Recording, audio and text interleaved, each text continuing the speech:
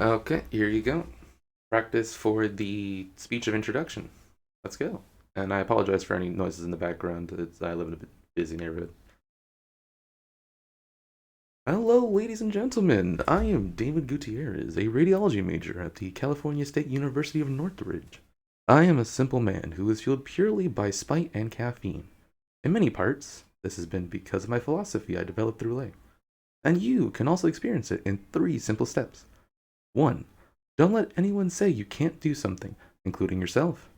2. Build yourself better than other people. Or, in nicer words, be the best version of yourself. And finally, the most important step.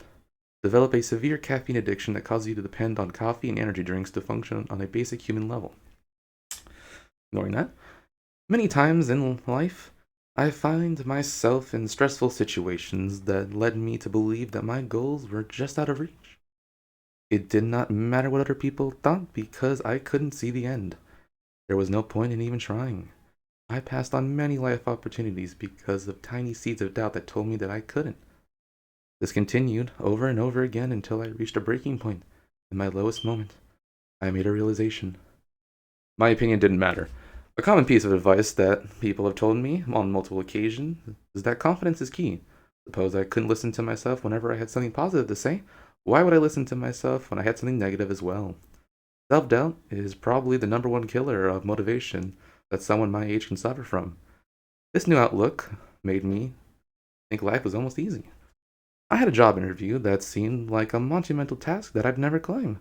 You're underqualified. They'll find someone better. Why would they pick you? These were all ideas that echoed in my head. Now I would say, so what? Who gives a shit? Get that bread.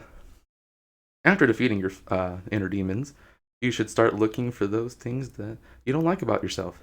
Personally, I always hated the fact that I never had a hobby. It's also a common thing that people ask you for, definitely during orientation. What made it worse is that COVID started and I was forced to stay home, doing nothing. And you know what? That forced me to try new things. I tried things I didn't like, I tried things I did like. I even started baking, which now I would call a hobby of mine.